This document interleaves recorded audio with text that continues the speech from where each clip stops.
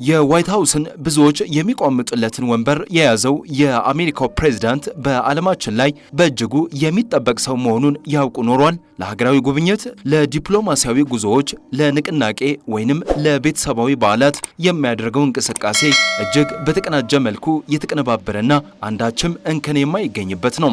እናም በተለይም ከእንቅስቃሴዎች ጋር በቀጥታ የሚገናኙ ሰዎች ሁልጊዜም በየትኛውም ሰዓት የትም ቦታ ለመሄድ ዝግጁ መሆን ይጠበቅባቸዋል።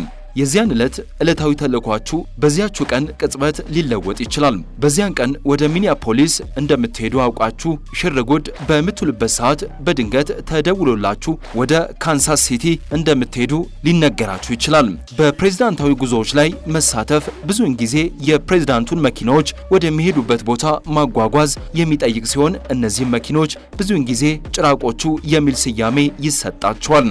ይህ የፕሬዝዳንቱ መኪናም ከሌሎች ዕቃዎች ጋር በጋራ ስለማይጓጓዝ ይህ ስራ የሚሰራው በዩኤስ ኤር ፎርስ C-17 ግሎብ ማስተር አማካይነት ነው።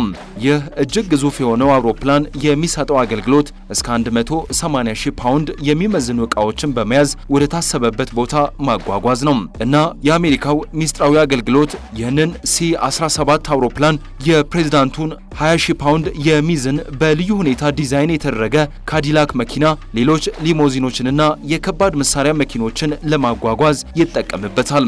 የዋይት ሃውስ የትራንስፖርት ኤጀንሲ ስራም በዋይት ሃውስ ሚሊታሪ ጽሕፈት ቤት ትዕዛዝ መሰረት ፕሬዝዳንቱ የሚያስፈልገው መኪና ከቦታ ወደ ቦታ ማጓጓዝ ነው። ስለዚህ ፕሬዝዳንቱ በሄደበት ቦታ ሁሉ መኪናዎችም አብረው ይሄዳሉ ማለት ነው። ብዙውን ጊዜም ፕሬዝዳንቱ ከአንድ ቦታ ወደ ሌላ ቦታ ለመንቀሳቀስ የሚያስፈልጉት መኪኖች ብዛት ከ40 እስከ 50 መኪኖች በመሆኑ ለዋይት ሃውስ ትራንስፖርት ኤጀንሲ እነዚህ ሁሉ መኪኖች ከሀገር ከግዛት ግዛት ማጓጓዝ ቀላል የሚባል ስራ አይደለም። እነዚህም መኪኖች አገልግሎታቸው በመጀመሪያም ፕሬዝዳንቱን፣ የቅርብ ቤተሰቦች፣ የዋይት ሃውስ ሰራተኞች፣ የቅርብ ቤተሰቡን እንግዶች እና ሌሎች ባለስልጣናትን ለማንቀሳቀስ ነው። የፕሬዝዳንቱ ሚና በልዩ ትዕዛዝ የተሰራ ሊሞዚን ሲሆን አገልግሎቱም በውስጡ ያሉ ቪአይፒ ተጓዦችን በምቾትና በልዩ ደህንነት ማንቀሳቀስ ነው። ከ2009 እስከ 2018 ድረስ የነበሩ የፕሬዝዳንት መኪኖች 5 ኢንች ያክል ውፍረት ያለው የጥይት መከላከያ፣ ቀሪውን የመኪና ሰውነት የሚጠብቅ ወታደራዊ ደረጃ ያለው ትጥቅ ያላቸውና ፕሬዝዳንቱን ከማንኛውም አይነት ቀጥተኛ ጥቃት የሚጠብቁ 8 ኢንች ውፍረት ያላቸው በሮች የተገጠሙላቸው ነበሩ።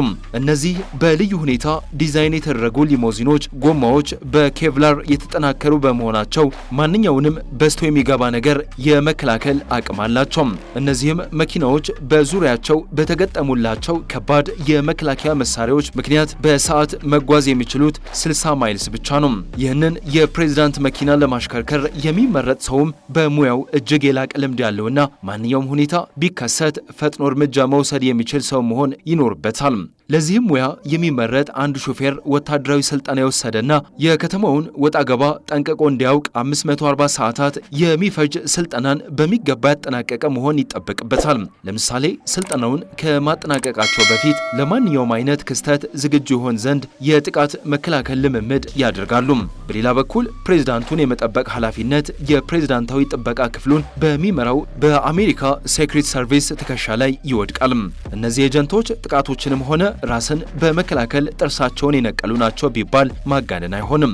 እነዚህም ፕሬዝዳንቱን ለመጠበቅ የሚመለመሉ ሰዎች ቢያንስ ለ6 ዓመታት ያገለግላሉ።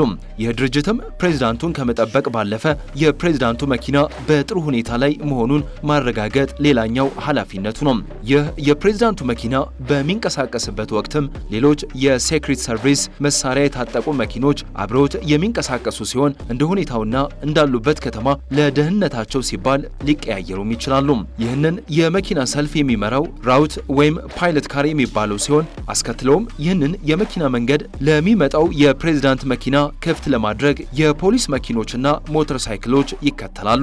ይህ ሰልፉን የሚመራው መኪና ከፕሬዝዳንቱ መኪና በመቅደም መኪናውን ከአደጋ ይጠብቃል። በዚህም ሁኔታ ብዙውን ጊዜ የታሰበው አደጋዎች ለመከላከል ሲባል የፕሬዝዳንቱን መኪና የሚመስሉ መኪናዎች ይካተታሉ። በመቀጠልም የፕሬዝዳንቱ መኪኖች ሮድ ረነር የሚባል ፕሮጀክታይሎችንና ሰው አልባ የአየር ተሽከርካሪዎችን መለየት የሚያስችል መሳሪያ የተገጠመላቸው ናቸው።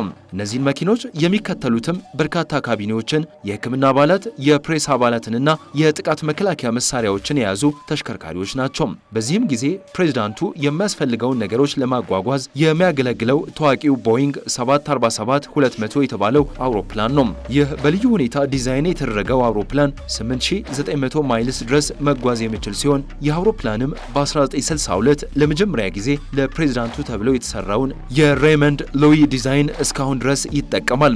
ቪሲ 137 የተባለው ዲዛይን የተሰጠው የተሻሻለው ቦይንግ 707 ለመጀመሪያ ጊዜ የተዋወቀውም በፕሬዝዳንት ጆን ኤፍ ኬኔዲ ጊዜ ነበረ።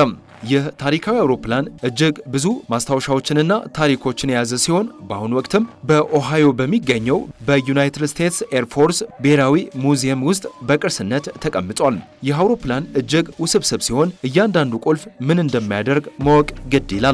ፕሬዝዳንቱ ለመድረስ አስቸጋሪ ወደሆኑ ቦታዎች መጓጓዝ በሚኖሩበት ጊዜ የባህር ላይ ጓዶች VH-3D ሲኮርስካይ የተባለውን ልዩ ሄሊኮፕተር ይጠቀማሉ።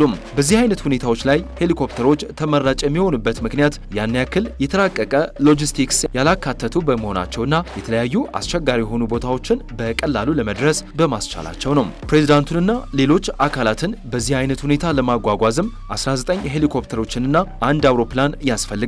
በመደበኛ የፕሬዝዳንታዊ በረራ ወቅት ከ5 እስከ 6 ተመሳሳይ የሆኑ ሄሊኮፕተሮች ለደህንነት ሲባል ይዘጋጃሉ።